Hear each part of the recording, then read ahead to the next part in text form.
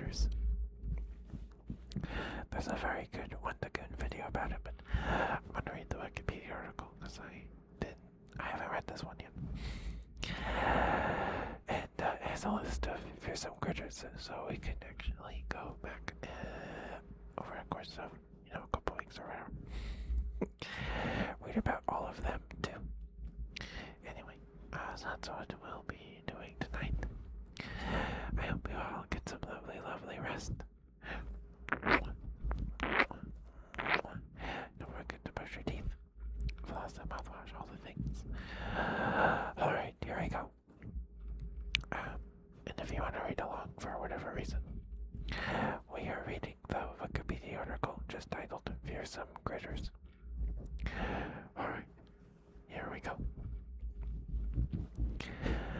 In North American folklore and American mythology, fearsome critters were tall-tale animals said to inhabit the wilderness in or around logging camps, especially in the Great Lakes region. Today, the term may also be applied to similar fabulous beasts. Origins. Fearsome critters were an integral part of oral tradition in North American logging camps during the turn of the 20th century, principally as a means to pass time, such as in tall tales, or as a jest for hazing newcomers. In a typical fearsome critter gag, a person would casually remark about the strange noise or sight they encountered in the wild, and another accomplice would join in with a similar anecdote. Meanwhile, an eavesdropper would begin to investigate. As Henry H. Tryon recorded in his book, Fearsome Critters, 1939. This is a quote from the book. Sam would lead with a colorful bit of description, and Walter would follow suit with an arresting spot of personal experience, every detail being set forth with the utmost solemnity, and with exactly the correct degree of emphasis. At the end, so deftly had the cards been played that the listener was completely convinced of the animal's existence. This method of presentation is widely used. For best results, two narrators who can keep the ball in the air are necessary, and perhaps an occasional general question is tossed to someone in the audience, such grace being invariably accorded to a grave corroborative nod. Close quote. Lumberjacks who regularly traveled between camps would stop to swap stories, which eventually disseminated these myths across the continent. Many fearsome critters were simply the products of pure exaggeration. However, a number were used either jokingly or seriously as explanations for both unexplained and natural phenomena. For example, the hide behind served to account for loggers who failed to return to camp, while the tree squeak offered justification for strange noises heard in the woods. A handful, intentionally or not, mirrored descriptions of actual animals. The mangrove killifish, which takes up shelter in decaying branches after leaving the water, exhibits similarities to the upland trout, a legendary fish purported to nest in trees. In addition, the story of the Lou, I've never heard of that one, about a mythical crane that flies upside down. They may have been inspired by observations of the wood stork, a bird that has been witnessed briefly flying in this manner.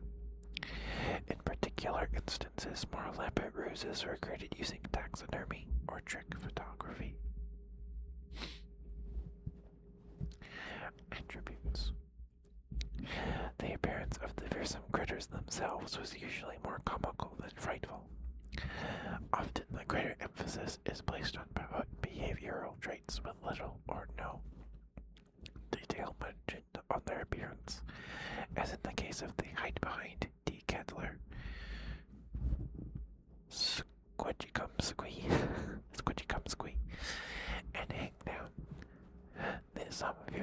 creatures like flitterics, or the goofus bird appeared to be ordinary animals that just behaved out of the ordinary. The more physically emphasized and improbable creatures seem to be distinguished by how far the storyteller could push the boundaries of biomechanics. Both the Tripodero and the Snolligoster demonstrate facets more in common with mechanical apparatuses than animals, and the Hugag and Sidehill Gouger seem to be more a play on applied physics than fanciful inspiration.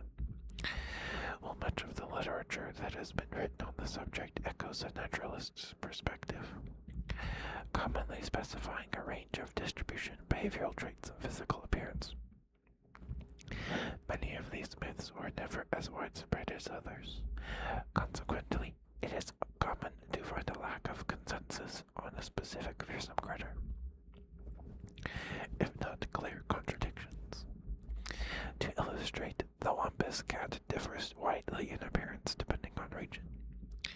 For instance, in Henry H. Tryon's Fearsome Critters, the Wampus cat is described as having pantographic forelimbs, while in Vance Randolph's We Always Lie to Strangers, it is portrayed as a supernatural aquatic panther.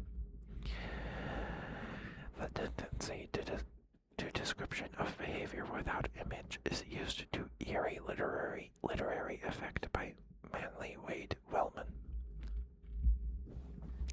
In employing a number of fearsome critters in his 1952 science fiction folk tale, The Desric on Yondro, as well as commenting specifically on the lack of physical description for one of the beasts, the behinder flung itself on his shoulders. Then I knew why nobody's supposed to see one. I wish I hadn't. To this day I can see it, as plain as a fence at noon, and forever I will be able to see it. But talking about it's another matter. Thank you, I won't try. Close quote. I guess that's a quote from the book. First-hand accounts. In his 1938 book, Fearsome Critters, Henry H. Tryon recounted that, quote, Much true folklore was born, lived, and died with no chance of ever becoming a part of our permanent records. Without doubt, this has happened to a good bit of woods lore, close quote. Consequently, first-hand records on Fearsome Critters are few in number. However, among some of the more significant sources to record the Fearsome Critter stories,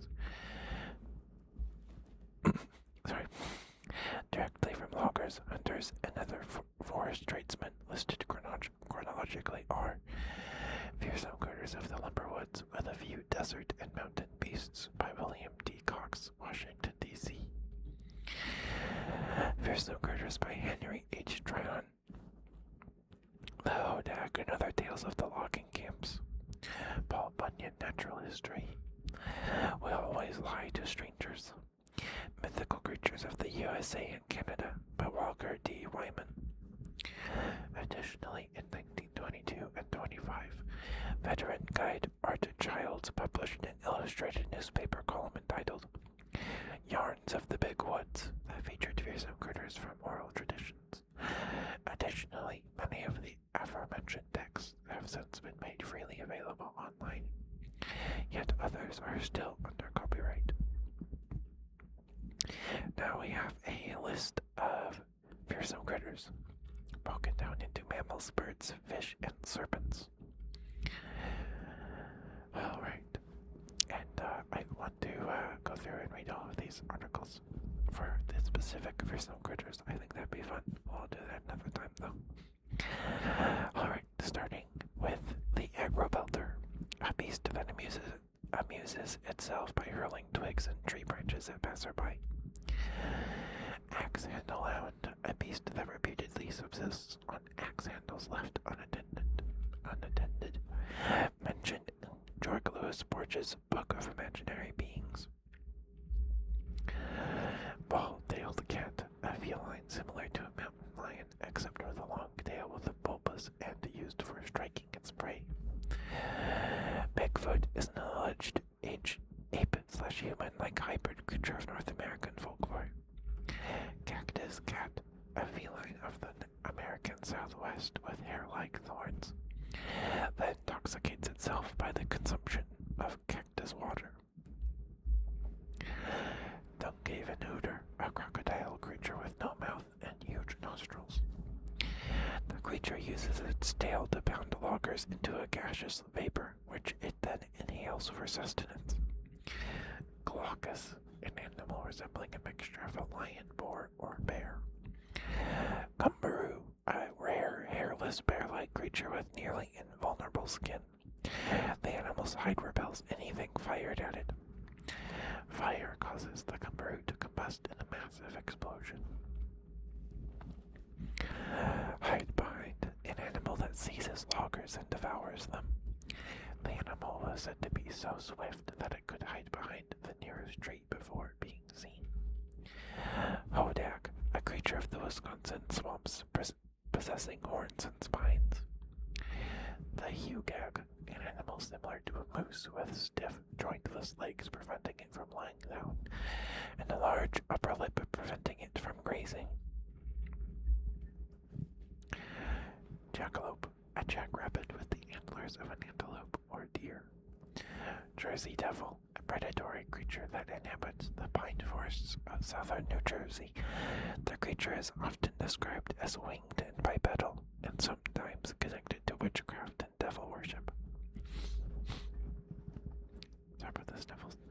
Side-hill gouger, an animal having legs on one side, taller than the other, thus always having to travel on hillsides.